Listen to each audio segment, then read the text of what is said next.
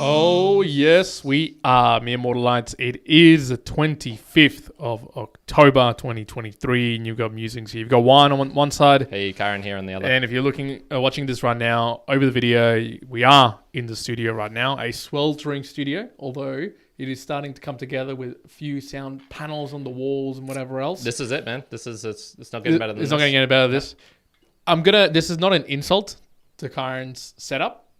I'm really thankful that I'm setting up a new studio though, purely for the heat. That's the only reason. Otherwise, if you were here, I think folks at home, just to give you a bit of an idea on background, you would say it looks higher quality than your standard podcasting. Exactly. This is not, the highest end podcasting. However, it's not aligned very well. There's quality. If you had ADHD and you came in here, you'd be going, oh, why didn't he align it with the walls straight? Perhaps. It's not parallel. But there's a lot of reason to the madness in this room, which is really good. So, if you are checking out the video, there's some goodness there in the background. But specifically today, we're going to go Musings. Now, Musings, we get into deep, particular conversations on one topic. I picked up the topic of alcohol, and I think you had it at the title as the pros and the cons of alcohol. Something like that. Now, interestingly enough, you mentioned to me that there had been a story that had come up for you. So I thought we'd probably start there. I reckon there'll be a good jump off point from that. Yeah, sure. So for me, I think there is a literal night and day difference between alcohol. So, people say night and day, but I think the actual use of it during the night literal night and day versus the day is completely different. So as in people, like when you drink during the day versus when you drink during the night, there's like literal difference. Yeah, everything about it is different. I think it probably affects the body differently. I think the experiences you can have are different. Okay. And so my story here was like this. I was chatting with this girl, and we're like, let's go on a date. And it was like a real random one. It was just kind of real spontaneous. Nice. So it wasn't technically during the day, but it was very close to. It was probably 7 p.m., something like that. So just outside of daytime, out of hours. Okay. So you were saying that's daytime? It's so close to it. It's so close to it. There was almost light. Wow. In the sky. I mean, I challenge that it's not daytime. If there's light in the sky, that's daytime. True. Okay, fair. Is the sun not setting, that's still during the daytime. Yeah, okay, that's a fair statement.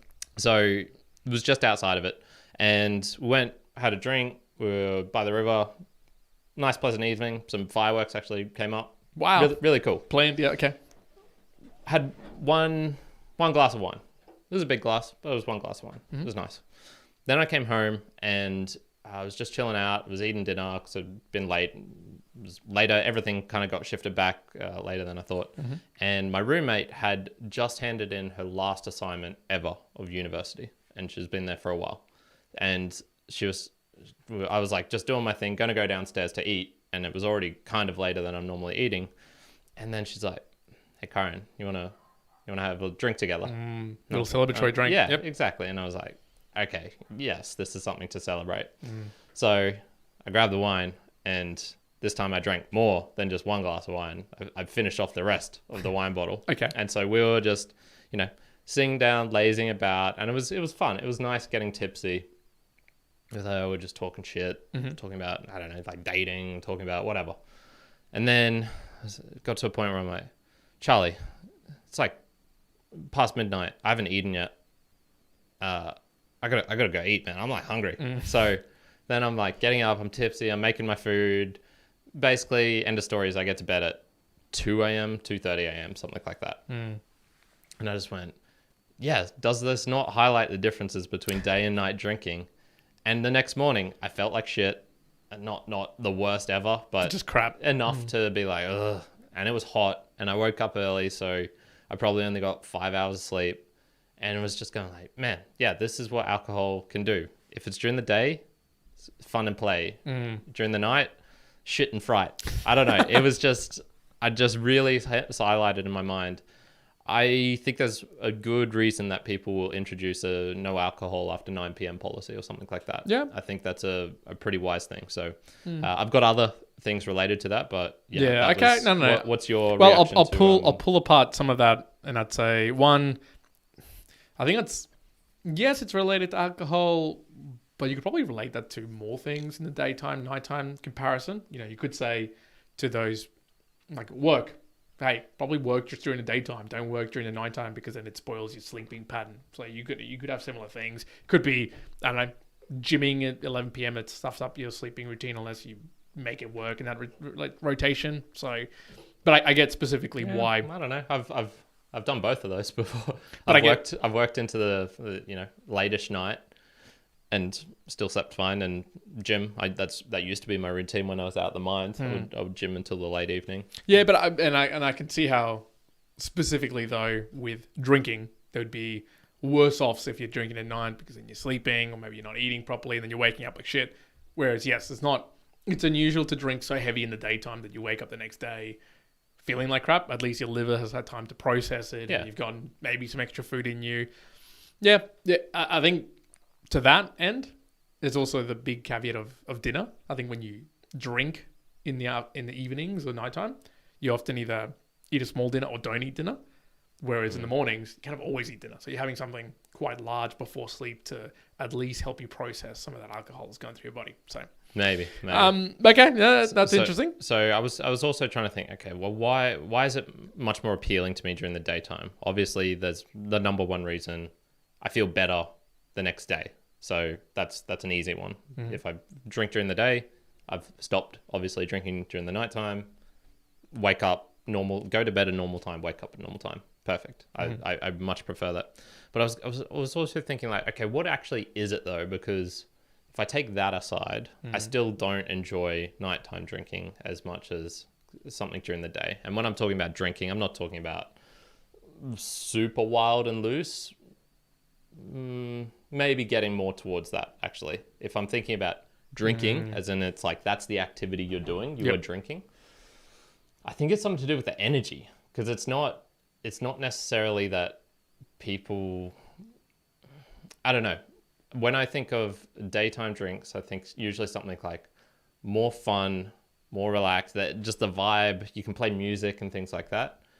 Whereas nighttime is, there's music. Everything just seems to be like too excessive during the night. Too heightened. It's too much. Too much. It's too much. Yeah, well, one of the aspects about, so when I was thinking about the topic of drinking and all the varieties and things that come along with it, one was, unless you are out there with a specific drinking problem or drinking intensity that, I must drink every morning, or you become, drinking is one of those drugs that if you have too much of it, you will die, and coming off it as well can kill you. Yes, correct. So that level of intensity of drinking, if you have a problem with it, okay, that's some of these caveats, or not even caveats, these sort of specifics won't even matter because you'd just be wanting to drink. So I'm putting that slightly to the side. I'm not talking about that specifically right now.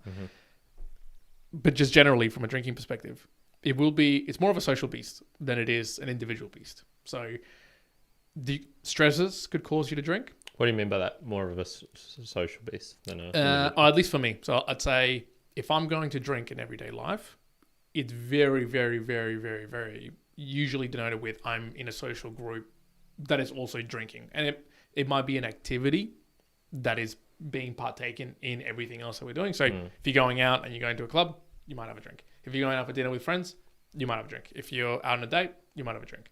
And so it's I see it as it's a very social connected piece as opposed to an individual. Now, again, so beyond, so for me, for sure, beyond the people who might be addicted, just putting that aside, there's individually you could do so to unwind, and I think you've talked about this in the past. Others, you used to do that at the mines. Yeah, I was so there's it's like that sort of perspective. That hasn't been my experience, at least personally, for me, that often. Although I will do it sometimes. So I will find myself sometimes will have a little like a drink, like a glass of tequila or something like that at home, or something other type of alcohol, and that'll be cool. I'll just have it because I kind of feel like it, and I totally feel the difference. So not so much the day versus night differentiation, but the individual versus collective group and the different associations that come along with alcohol or drinking in that manner. Because again, specifically, I'm saying alcohol. So drinking can have different connotations, but specifically for alcohol, I guess, say for me, and I wonder for if you ask the general me immortal like this, individually, if I was to drink alcohol on my own, it's a rarity. It's never to get drunk. is usually for a nice taste or something different, right? There's no like another association for me on that regard. There's no, oh, I want to get tipsy. There's once or twice I have had more than one drink to feel more creative while I'm doing something. Sometimes when I'm goal setting, I'll be like, okay, I'll have a good amount of drinks, and it'll feel nice. It'll kind of like loosen up the creativity juice. That always happens. Socially though, that changes completely. And whether you call that, for me, daytime, nighttime, in a social environment, the alcohol or drinking. So that's a shift. That's more to, and I'm not saying this is the right thing. I'm saying for me personally, it goes into more, hey, let's drink to get really tipsy. Let's drink to have way more fun. Let's have alcohol so it imbues, like as you're saying, that higher like level. That's kind of like the goal of more alcohol in that regard, which then has its pros and definitely has its cons. Yeah. For you, if you look at your personal use over time, how has it changed in the past to where it is now in the present, and where do you kind of foresee how you would have alcohol in the future? Yeah, absolutely. So similar question back to you as well. But for me, where it began, like I guess most average people, just getting smashed when we were like younger. So it's very much an Australian culture thing. And look, talk to my mum and dad. It's much younger. I know for sure. My mum told me stories of when she was younger in Colombia, they would have cocktails and whatnot much earlier than 18. So even before you're actually legally allowed to kind of get used to alcohol and knowing what it is and would how they to drink like we drink though? No, not to that extent. It was like at home with the family. Yeah. And so for those who don't know Australian culture, it is a kind of binge culture. We've kind of inherited that from the UK / made it our own. So yeah, I don't know if that's just related to the like a cultural thing, which is perhaps related to a physiological thing, as in, you know, alcohol affects us in this way where it's like, oh yeah, let's get really drunk. That's the way to feel good. Versus something like I don't know. I imagine a Spanish culture is much more. You have it sangria as part of a siesta or something, and so not entirely. I don't think it's exactly. There is that obviously, but there was still very much, I believe, a party culture as well. There is. I just feel that, like, I haven't experienced all of them in the world, but certainly when I was in Latin America, I didn't see the drinking to excess as much as I do here in Australia. So that was just a one-off little yeah, note. maybe. I've heard of, obviously I haven't been in the party, but I've heard of a lot of people who travel here from here there for that environment, and they very, very heavily went down the binge path. But again, that depends on the ecosystem that you're playing around with and the people and the groups, which is sort of what I was saying. It influences that. For sure. But I think personally, So when did went you through have that your first usual drink here? process. It would have been before I was 18 for sure. Wouldn't say exactly Bad one. age. Legal. Yes. But I would say, honestly, from the progression of drinking for being part of the group, that's one big aspect a lot of people drink for. Just being in the group, everyone else is doing, so you kind of join in. Because people, once you go 18, you start going out, you start having drinks. That's the thing to do. So the usual. There wasn't anything out of control. There was never some sort of addiction to it. But there was definitely hey, the more the merrier. That was definitely for sure. And, you know, same mentality. Hey, if we can go to this place and you can get 4 drinks for $10, but that place 2 drinks for $10, we're going to the 4 drinks for $10. Yeah. That's what we're doing. That was the mindset. There wasn't alcohol was a big driver. The amount of alcohol that you could get versus another place. That was a big driver. That sort of shifted across to, let's say now, it's a very different landscape. I'm a dad now. I would go towards alcohol much more for, hey, this is like an experience. I guess I would say it in general. Whether I'm having it at home on my own, whether I'm having it at home because I'm doing something like goal setting or doing some other task, there's an experience. I'm trying to maybe unlock creativity, which is just nice. With friends, it's very much trended. In fact, I can't quite remember what the last time was that we went out as a friendship group and had a really loose night, or that the driver was we're going to go and have a lot of alcohol. Year or two it was a while ago. It was a while ago. And to be honest, it's not that I miss that. I'm not suggesting that I go. If I really looked at it deeply, it's not the alcohol I miss.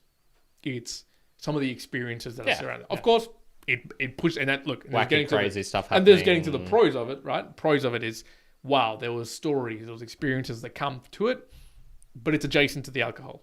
Can it be created sans the actual alcohol? I don't know. Maybe not, because people just react differently. But at the very least, it's more the experience and not for the actual thrill of just downing as much alcohol as you possibly can. Yeah. Future though, how would it progress into the future? At least for me, I see it being less consumption of alcohol in social groups. That's for sure. Mm-hmm. I can see in the future that at least our friendship group, I see them, if they're going to go into fatherhood stages or different stages in their life, I can see, knowing myself going through it, that the outings and stuff like that is going to reduce, massively. That's just the reality of it. And so I go, well, I'm not going to be out there drinking that much. I'm going to go into spaces where it's seeing other parents. Depends on the groups that I'm hanging around with, but I don't see myself really getting engaged with a lot of that. And so it'll be more a at-home drinking for relaxation experience perspective. So I think it'll be more or special events. So that'll kind of go down that path. Okay. Yeah. What about for you? Yeah, well, so just my kind of like backstory was I was pretty young. I had a very naughty guy living next door to me who got me into trouble. He got me into Tyrone. Looking at you, mate. And no, I allowed myself to get into trouble. And so I think I had my first drink when I was 14, maybe 15. Yeah, probably 15. But it would have been pretty, way too young. That's way. And when I say drink, I mean I had probably 3 or 4 that first night and was very tipsy. Nice. And that just kind of escalated from there, where it was like, this is a really weird, fun, new experience, and it's kind of socially acceptable. My dad had warned me of the dangers of marijuana before, like you can't have that, like that affects your brain, could affect you forever, that sort of thing. I'd never seen him or my mum drunk, but they used to have wine every now and then, so it was certainly more socially acceptable. Sure. But yeah, for me it was kind of like extreme fun. You could put yourself into this weird zone where it's like, well, when I was out with you guys in particular, and when I say out, I mean in specific playing drinking games at one of our houses. I didn't actually enjoy going out, never to a nightclub or anything. That never enjoyed that. It was kind of a crutch to feel good. I mentioned that in terms of the work thing, unhealthy release valve for pressure. I used to drink on my own. So here's something you probably don't know. I used to drink on my own at my parents' house, because basically there was this Stella Artois, this whole, I think there was like 2 or 3 cartons underneath our staircase, and they were sitting there for years, because one of my dad's friend used to drink them, bring them over. They were there. They kind of like their friendship ended, so there was just all this alcohol sitting there, and no one was ever looking at it. So I was like, well, I can have this, and mum and dad will never notice. So what I would do is they would go to bed, and I'd grab some out and I'd put them in the freezer, and then I was also like staying up late. That was just kind of what I was doing, watching EPL. Wasn't with you guys, and yeah, I would just get really drunk on my own. And I did some stupid things. Like I remember one time I was just like wandering out naked in the street. I don't know why. Damn, I did not realize this. Okay, full on just being like, that's Kyrin just testing the waters, sort of like, whoa, this is way too much. Nice. So I kind of regret portions of that, but thankfully it was never enough to, I think, damage me like permanently long term. It was never that much, but who knows? One's got a smile on his face, so it could be. Nowadays, very little. Same for you. Social occasions. Yep. I could be convinced into a big session, but it'd be rare. It would be rare. Yeah, look, I'm going to tell you right now, I think one portion of what I foresee the future in alcohol, honestly, I've said it already, I don't know if I said it on the podcast or I said it just to you, but I do enjoy the idea of setting up this new podcasting room, having a space for 4 people and doing a Joe Rogan-esque podcast with friends and just having alcohol with it. Mine's going to turn into one of them people. Honestly, it would just be fun. That would be fun to do, purely just having like a conversation with others over a drink. Alcohol then allows for the lowering of inhibition. And in that aspect, I'd go, I want more of that. Yeah. So I for me, future-wise, I was like, there's probably never a point where I'd be a flat out no for me, but I could see if it affects me the way that it potentially could. It certainly was like, you know, if it's really interfering with sleep, if it's really interfering with workouts.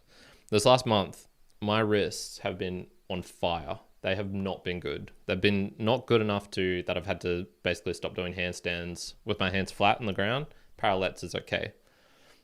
I didn't know what was causing it. And I was trying to think, and it was probably about 2 to 3 weeks ago where I was like, what's causing this? And it was around that time where I'm like, oh, I've been drinking a bit more. And I was like, oh shit, has this been causing it? Could have. I was also thinking like it could have been, you know, I've been sleeping a bit less because I've been waking up earlier, but I haven't adjusted my bedtime to go earlier. Just naturally just waking up with the warmth. I think I've actually nailed it down to, funnily enough, iron tablets. I went to the doctor. Technically, I was anemic, so I was like, take iron tablets. I've been taking them, and usually since guys then, don't get anemic, Kyrin. What's going on? I don't know. I don't know if most guys also donate blood as much as I did. So. That is true. And I'm probably about 80% sure that it's the iron tablets that's causing all these problems. So in essence, like, long story short, it wasn't the alcohol necessarily, but it could have been. I've been under a lot of more stress recently with other things as well. So I was going through all that, and I'm like, okay, there's potentially for the future I see for myself, potentially a point where I'm just like, I have to institute that rule, no drinks after 9 p.m, something like that. I still really enjoy during the day. So things like big events such as a birthday, like I did for my 30th, where we started drinking like 11 a.m, went out to a Brazilian festival. That was so much fun. I enjoyed that. If crypto pops off to the moon and there's free drinks floating around, yeah, sure, maybe. But I also really enjoyed that idea of the kind of fun aspect of it. It's almost, you know, the cocktails. Cocktails are so much more appealing to me nowadays. It's like you can get this weird taste, like they're constructed in this totally different manner, like sangria. Oh, it's they've got all these fruits in it. For what happens if you put a different one in, that sort of thing. Yep. So I could definitely see it becoming more of an exotic oddity. It's like, ooh, this is a really interesting thing. Yeah. Yeah. No, this is like the purest, cleanest Russian vodka you'll ever taste. Well, you wanna, what's this like? Yeah, and I guess I'd say just on that point, so it was just running through my mind that alcohol and its consumption and some of the pros and cons also has to be seen through the lens of how much it sways towards luxury and how much it sways towards using it as a means for something else. And what I mean by that is when we were younger, as I kind of said, you're going for 4 drinks for $10 rather than 2 drinks for $10. Why? Because you're trying to get the most alcohol consumption that you can. Bang for your buck. Yep. Bang for your buck. Whereas now, as you're talking now, and it's just, we're fortunate, yes, we can go, hey, I'm going to go somewhere, I'm just going to buy that expensive tequila just because I want to try it. Or I want to go and try that cocktail, where we didn't have the luxury back in the day. No, we do now. And so that does influence that change. You know, if you're listening to this and you're younger and you go, well, fuck yeah, I want to get some alcohol just because it's like, I want to get the feel of it.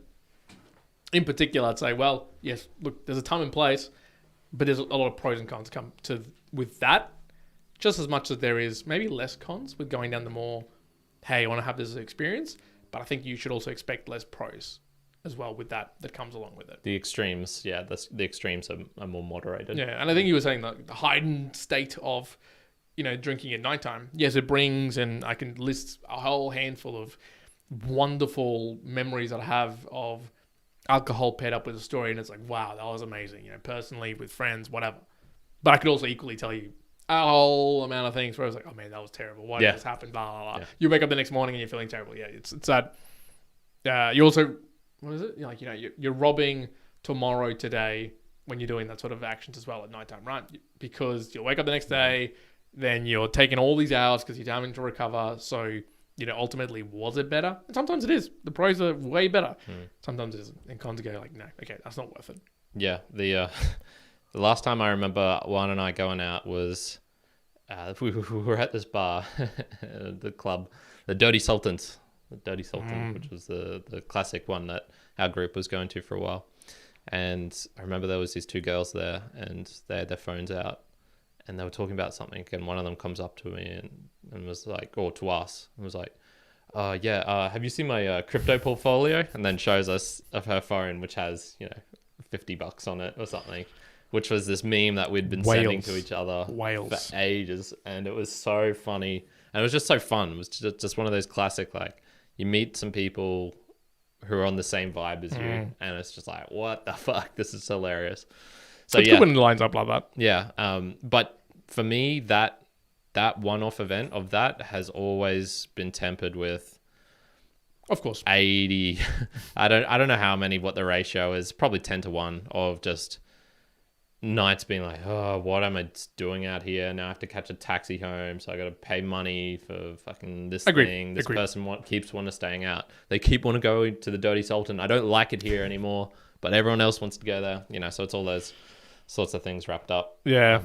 We'll jump onto the Boostagrams. I'll read out just we've got Patricia in the chat, and she enjoys a good cocktail, but the hangover is worse from a cocktail. Yeah, look, I will say I've never noticed that personally. My parents definitely love a good drink every now and again. That is for sure. Cocktails.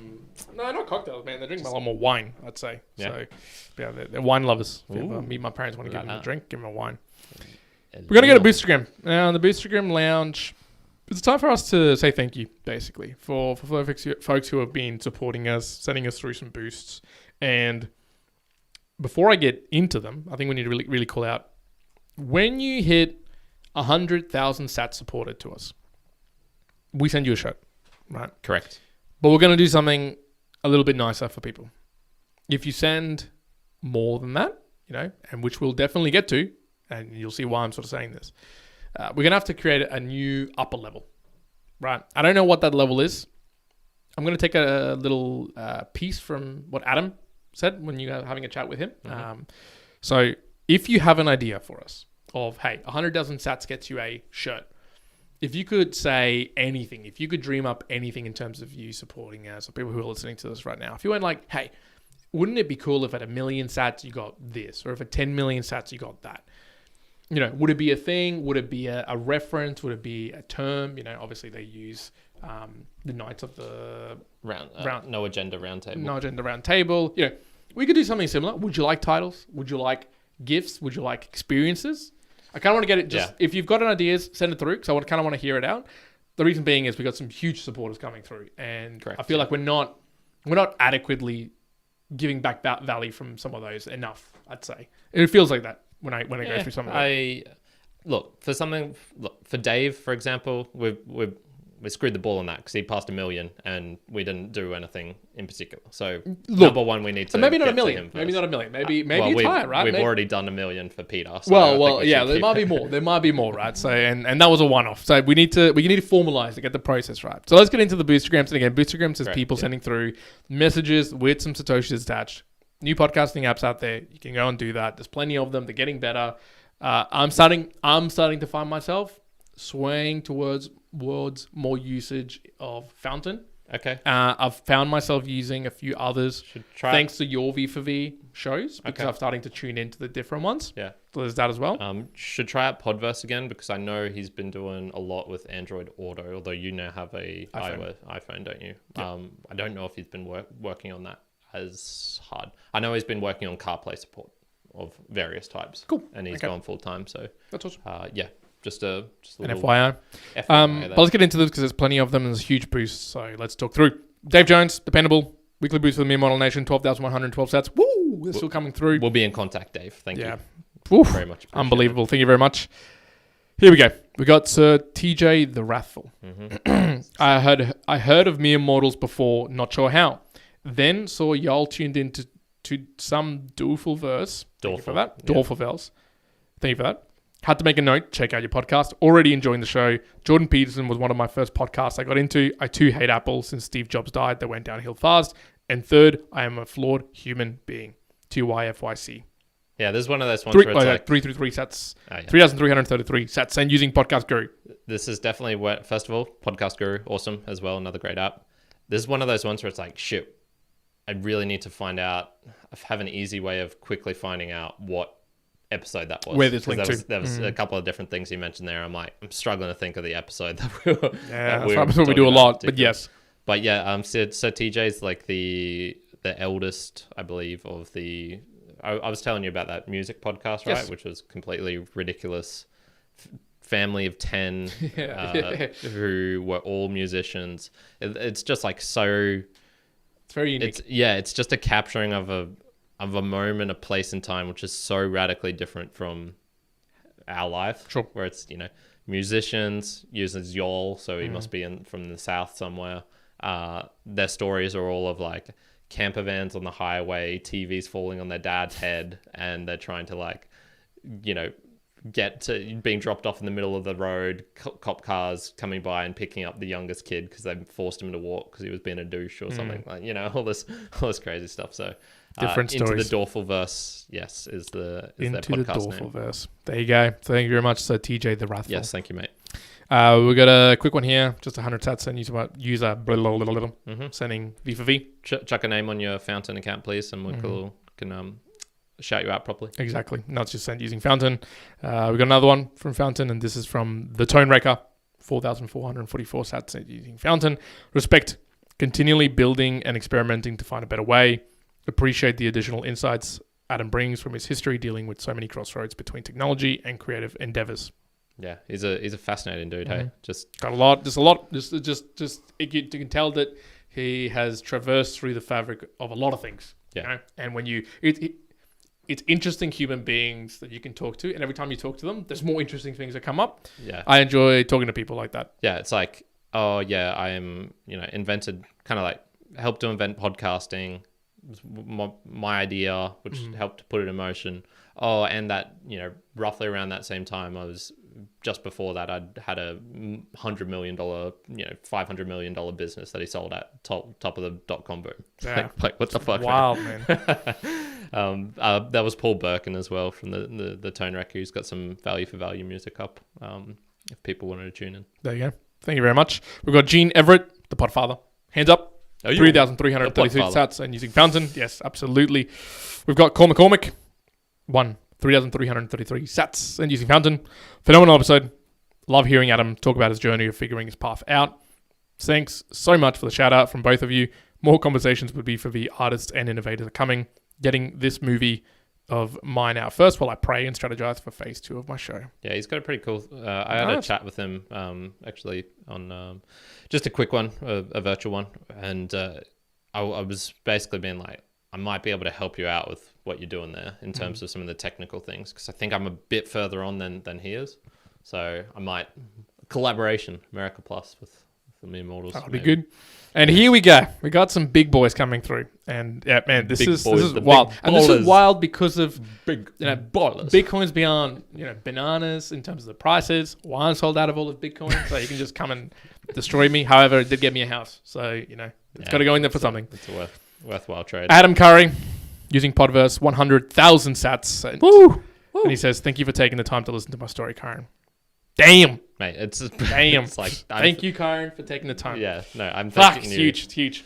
And I mean, the good thing is that 30,000 of those go recycle back to him. So yeah, because he got 30. Yes, and that's the beauty, right? He got 30% of the cut, basically, of a lot of these that's coming through. Correct. Yeah, that split went into for Adam, and again, that's the power of V for V, right? And look, I'll be doing interviews with more people into the future. I can do that, but it's very hard.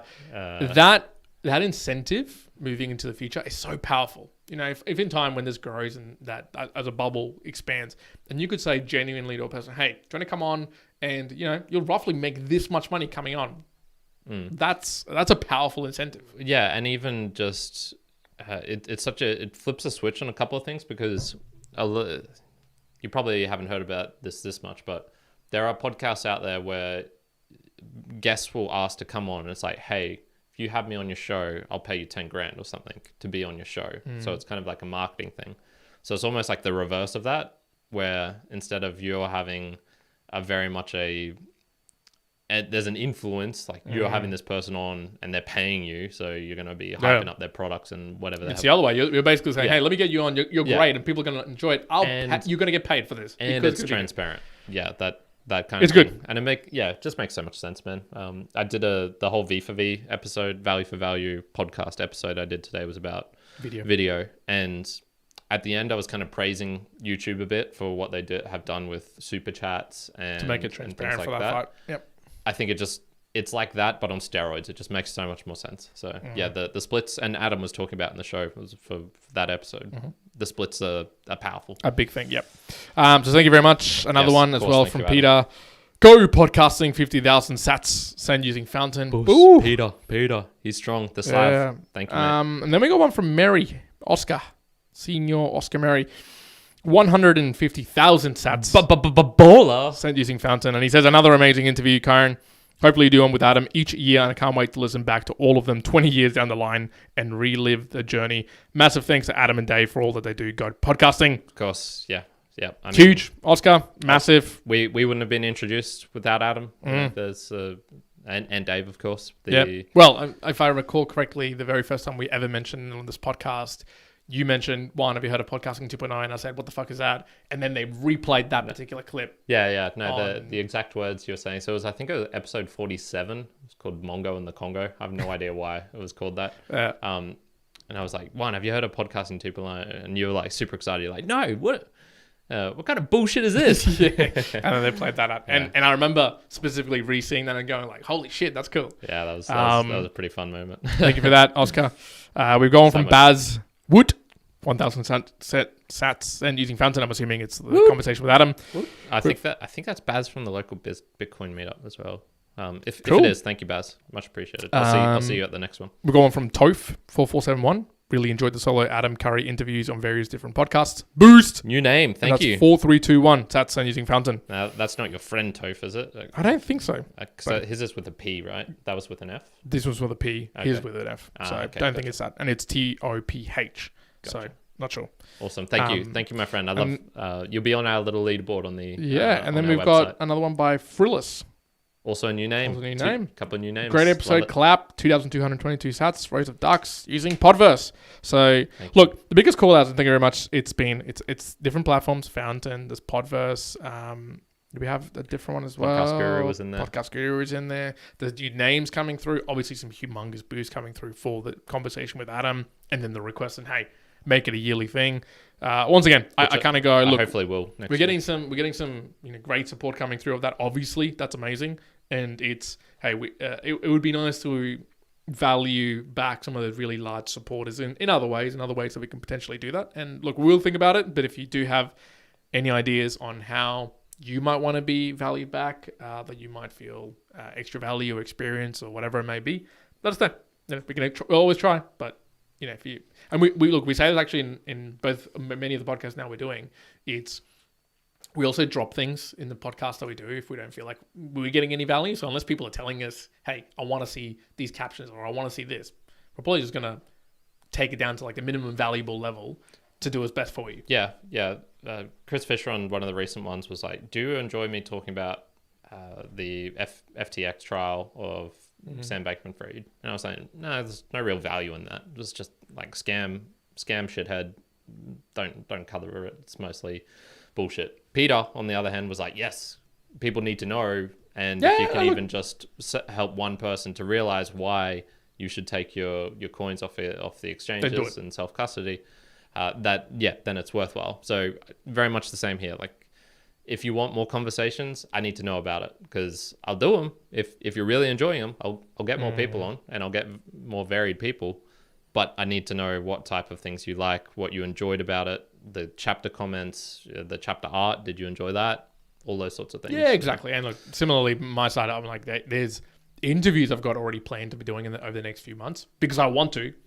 But again, I'll go, and there's going to be some relation to people enjoying that in our podcast. But I go, hey, if you want to know about a particular thing, whatever it may be, we have enough influence, enough vouch now to say, hey, like, look, we can go and push and try to look for other people or, request someone. We can try and find that. So, yeah. Do you enjoy the Mere Mortals in Motion, the smaller ones that Juan's been doing? Yep. All these things are very valuable to the feedback getting to know. And absolutely. Yeah. Obviously, you can do it via other mechanisms, all the things in the show notes and links and stuff, but Boostagrams are the easiest. A key way. It is a key way. It is a key way. There's other ways to contact us, but that is an amazing tool. Use it for what it is. Yes. Very much. All right. Back to the alcohol conversation. Yeah. Now, here's one I just wanted to just broadly, so it's sort of like been happening recently. When I brought up this particular idea around pros and cons of alcohol, or just talking about alcohol in general, one of the things I did notice, or at least I'm putting away the extremity of people being addicted and that. So there's issues. I don't know if you can really say there's a lot of pros in that regard. But and you mentioned it, drinking when you're finishing off work, or drinking when you're just down and you want to have a little bit of a release valve. Mm-hmm. Now, as of late, and I think you've been going through something similar, but I've had some dark, suffering, anxious times the last couple of days. Like just ridiculous intensity at work, ridiculous intensity with, it's kind of combined like house moving, craziness with the family, craziness because you have a kid, add in extreme intensity from work. Wanting to slit your wrist because Bitcoin's gone up. Yeah, exactly. You have none. It's crazy levels of stress, right? And it's in those, and inject whatever it is that's happening in your life. Correct. Yeah. It's in those scenarios where you go, okay, I need release valves. Some people go down the path of just what you generally call drugs, but alcohol's a drug, right? Yeah. As it is, it's just not classified in its directness as a drug, but it is, right? I would say bad decision making. It's this weird thing. It's kind of like a little bit of self-destructive thing. So this is where you get people who they know they shouldn't eat the cookie or the cookies, but they do it, and it's like it brings a momentary, but it's not even the experience of the actual sugar hitting your mouth. It's not like you go in Zen like and you're like, oh my god, this is actually such a great moment. I think it's almost the fulfilling of a self-destructive thing. It's so weird. It makes no sense. That's how I view a lot of these sort of things. Yeah. No, I agree. There's definitely physiological. I get it. Yeah, and I think I guess, and this is maybe again to your question about like the before and now. Not that I ever was in that position where I'd go, well, shit, I've got to drink now. Never to that point. And definitely my release valve is gym. Like that is where I go wild and ham at it. Like if it's very busy and if I'm very stressed, I'm going to use gym as that release valve. But for others, it can be alcohol. I can see that. And I think the key one is, at least with a lot of what you do or what activity you undertake when you're in those stressful positions, is really looking at the short-term, what feels like benefit, or the short-term relief versus the long-term soundness. I'm not going to say like long-term benefit, because even, when you look at it, like in those scenarios where I was, it's hard when you're that stressed to go, nah, I'm not going to drink because of long-term benefit, it's going to be better. You don't think of it that way. No. Shut up. No one's thinking that way. Reflectively, I look back, oh yeah, that's what you are doing it for. In the moment, you're not thinking that at all.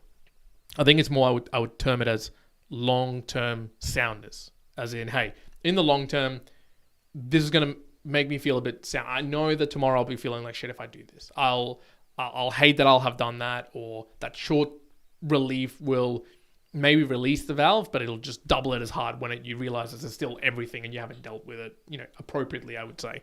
And so I go, in those circumstances, say for you now, when there are days that are stressful, does alcohol, or has alcohol ever been a part where you be like, okay, I'm going to reach out to that, or you have to be like, I've got to make sure I don't go and have this alcohol because, I won't feel better for it, or has not really partake. I think in a general mere mortalized, I think alcohol would be high up there for people in terms of they had to pick something that would be the go-to when they're really stressed. It also could be smoking. It also could be food, but alcohol would be up there for people. Yeah.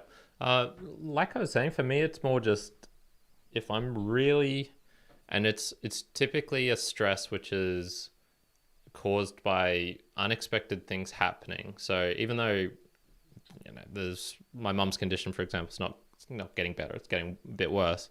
It's kind of known and expected. So that I can handle. Whereas if it's more, oh shit, I got to really spend tons of times working on this thing because my computer crashed and I got to fix this. And then it's like, I'm up till 11 p.m. just on the computer, just trying to do stuff. That's typically when it'll be, okay, bad decision-making time. Here we come. What have we got downstairs? Okay, there's no real alcohol in the fridge. I'm too lazy to go out and buy one. Or I've got extra cookies. Yeah, cookies, I could go down that route. Or, you know what? It's super late. Fuck it. I'm going to play the 2048 game or scroll on whatever thing just to indulge in something, I guess. So once again, it's more that I don't think it's that linked to the actual thing that I get out of it. It's more the fulfilling of the Right. Okay. like the letting go of all reins. Maybe because it's like, maybe it's something along the lines of, there's always a minimum bit of willpower that's needed to not do all of those things. Like that's just the default. If I've got, a tank of 1,000 willpower, maybe I only need 8 just to not be able to do it. So it's so low. It's such a tiny little bit. But when I'm in that state, it's just like, mate, if I just release all willpower, there's kind of something nice in that. There's no decisions that need to not be made. Well, that feels like, when you do away with the I don't know, the conscious like mind choosing actions and reducing it down to just blankness. Yeah, you're becoming like almost an animal. Yeah, like Zen. Like you're just zenning out because you just kind of whatever, I'm out. There's an aspect to it. Then the next day when you've got that little bit of introspection, that willpower back, you're like, oh God, I've just made this day so much harder because of those actions that I took the previous evening. Or the previous day, don't mistake that comment of mine of like, oh yeah, it makes you feel zen, because it's like, if you're actually doing other activities, like maybe just meditating, you're not going to wake up the next morning and be feeling like horrific, where something like alcohol will. All these Zen Buddhists tuning in and they're just like, shit, I've been practicing for 10 years. I should have just gotten smashed. That's all you needed to do, folks. That's all you needed to do. I wanted to ask you about the drug status of it. So I didn't look up the definition. I assume you didn't either, of what is a drug. Off the top of your head, what do you think the definition of a drug is? I would have to say that it is attached to the legality, like the actual law status of whatever government that you're in.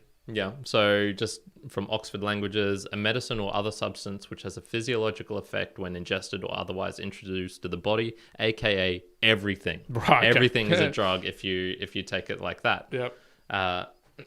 Once again, drugs are substances that change a person's or mental or physical state. So once again, that is everything. Water is a drug. So it's a pretty broad division, which is about what I was expecting.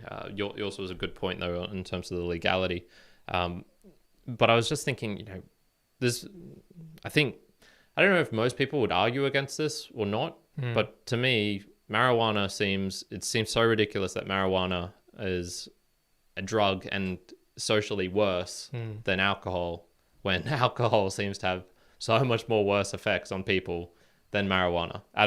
Do you think that's a controversial statement? Is that is that something you think the majority would argue against? I don't know, actually.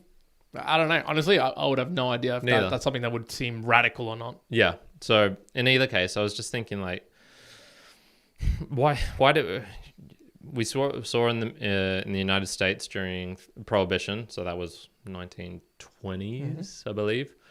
That okay, if you try and clamp down on it, it just gets even worse because then people create their own. There's, everything gets crazier. So, clamping down on it and making it regulated actually turns out to make it worse. The problems that you're trying to solve end up being worse. You might have these little temporary fixes in these tiny little places, but my understanding of what that happened, everything became worse.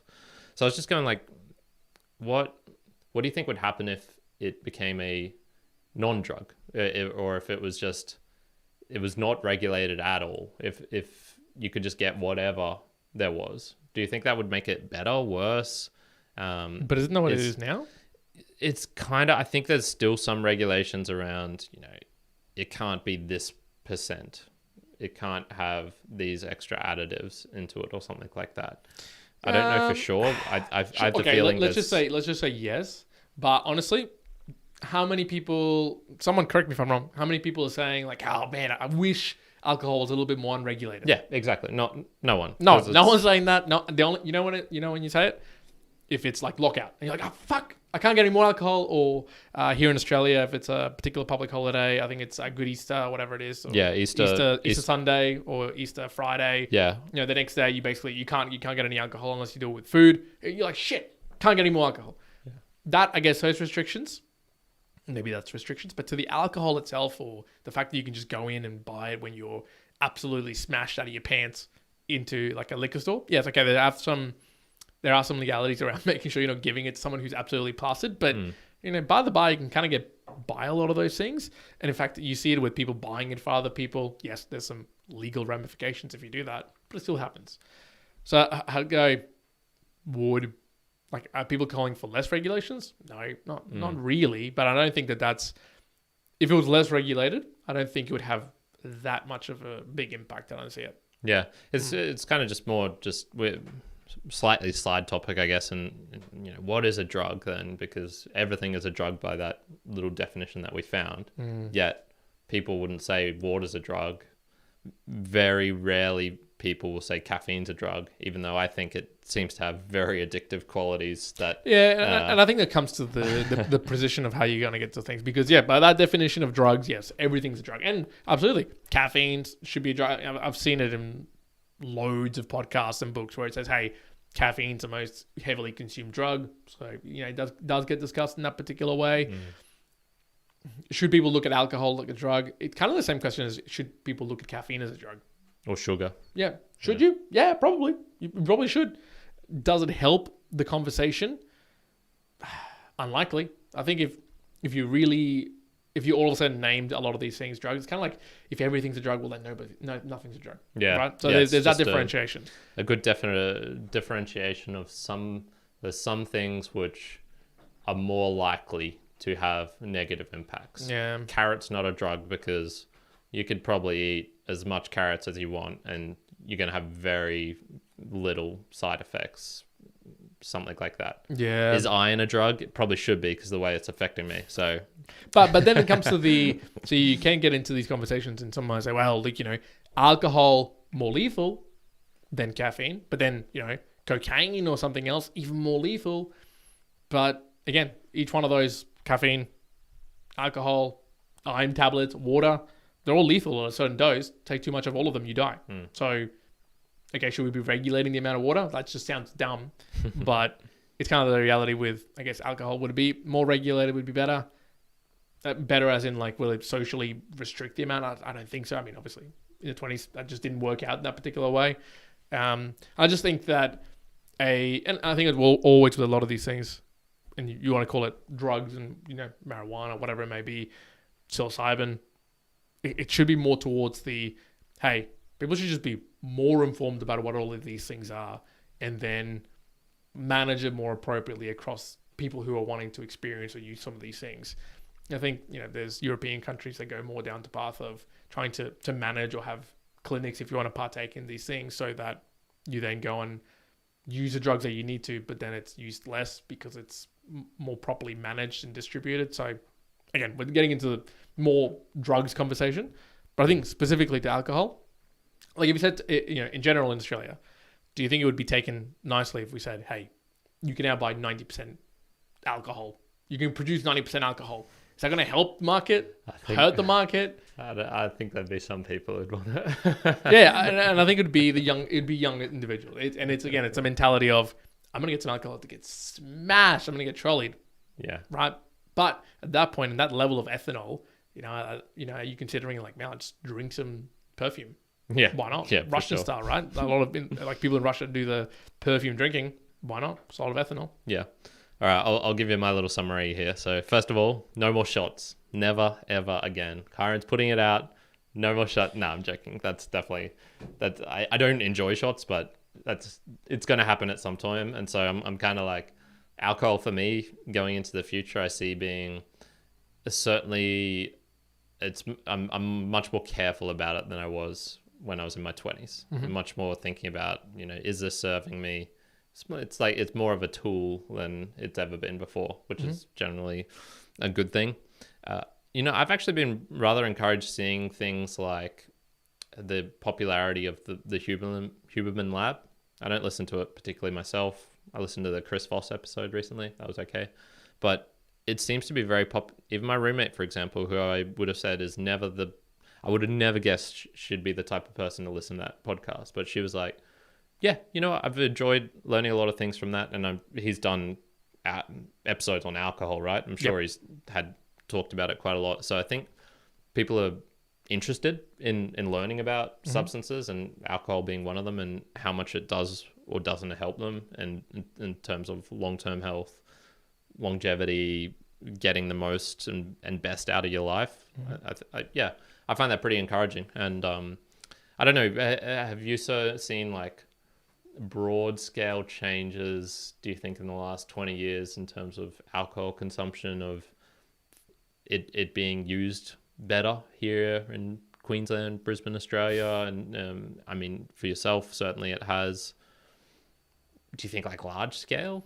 I just think that question is too constrained by the bias of which we live in, right? Of course, that's in my own eyes of the people that I hang around and those that I see in my vicinity of, amount of what I can see. Of course, it looks like it's gotten better, or it looks like there's less of that. Well, even that's a good thing, because there's been time periods in history where people were certainly drinking more to, alleviate other concerns they had. So. Look, maybe, but again, that might not be the sphere I'm in. There might be spheres where that's still the case. There's rampant amounts. I think you'd probably have to distinctly look at, I don't know, alcohol injuries or alcohol poisoning, something like that, to actually see the reality of it. So, honestly, I'm not sure. I would have no idea if genuinely it's gotten better or worse. Yeah.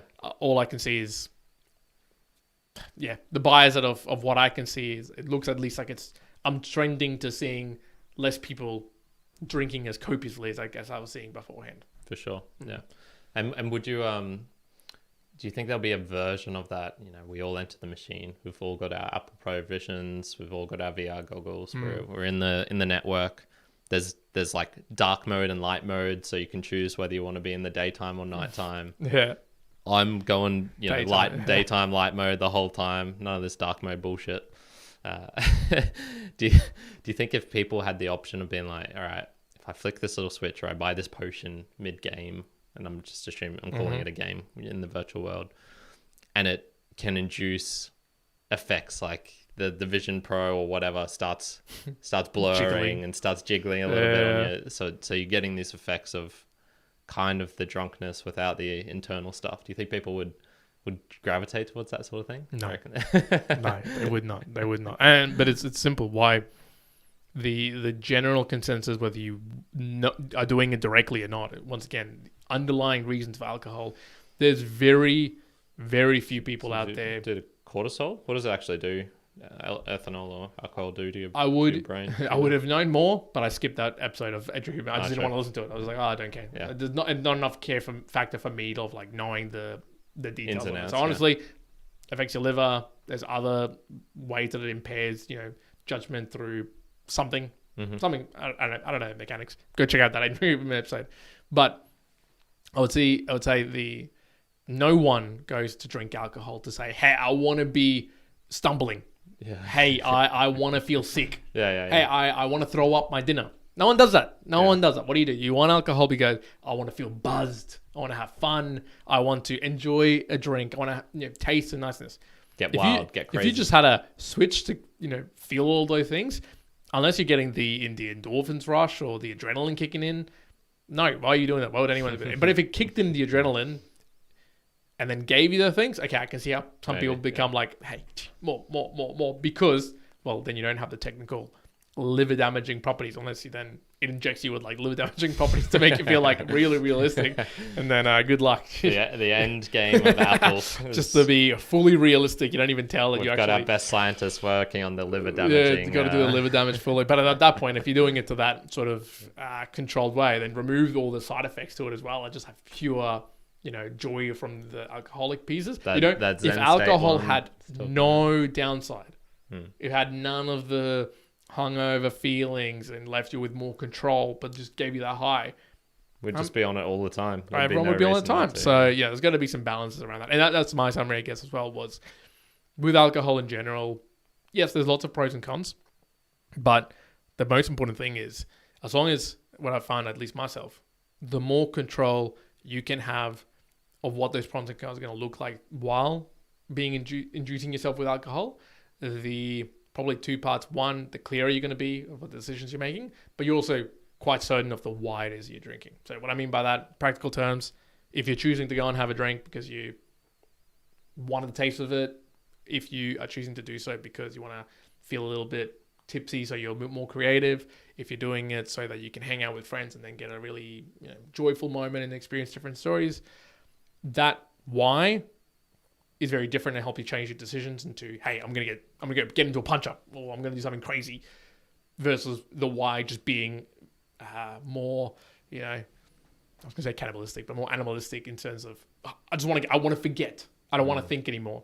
That sort of levels, that's dangerous why territory, and so that will then lose the control of, hey, there's pros and cons. You're gonna get them, but losing control then fluctuates that to very extreme lengths, which you don't have that control. So I'd say, look, my suggestion: have more control, which means less pros, but also less cons. Go down to the unmanaged level with alcohol, and you're going to get a fluctuation into the extremes that you can't handle, and you don't know what you're going to get. Yeah. The only thing is, you could tell all of that, of course, to a 20-year-old, and it's just they're not going to listen. It's just not. It's almost like you need to. I don't know if you need to go through that phase. I'm trying to think of a way that you'd be able to stop that from happening, and I don't think that it's really there. No, I don't think you can stop it necessarily. And there's also a lot of, like, you need to know what being drunk feels like. Some people will challenge that, but I'd say you kind of need to know what drunk feels like so you know that not to get drunk, if you get what I'm saying. So if you're hanging out with friends and you're drinking and you get tipsy, you kind of need to know what that boundary edge is. There's some people out there who are straight edge and never drunk. And cool, that's fine, whatever. But there's also societal problems that you can run into that. That's just the reality. So, if you're someone who wants to maybe partake in a friendship group that do have people who drink, and you are going to drink some alcohol as well because it just firms you up as part of the group, but you kind of just want to try it, I think you're going to, even if you're told, hey, let's just pick drug delta donkey, right? And no one's tried it before, but it has this great effects, and they say, hey, but just be careful. If you have too much of it, hey, you're going to shit yourself for 10 days. A donkey. You know what? You're going to go, hey, but just don't take too much. So if you take too much, 10 days. A little bit, it's only 1 day. And you go, okay, well, I got to try it. I don't know what that is. And you'll get to the point. You'll go, if you're on the second day, I'm still shitting. Fuck, I am. Went too far. And so you kind of have to like balance that variance. I really have no idea where you're going with that one. But in essence, I think there's that's funny. To your point, yes, we can be telling this to someone who's young, who's like, hey, there's all these realities. Yes, you'll go and experiment and try something like that, just as anyone who gets wiser will understand. And it's a case of, well, you can try to be at least clear on your whys. I think that you can do that at any age. If you can be really clear with why you're doing it or thinking it through, correct. Still do it. Like, go and get smashed.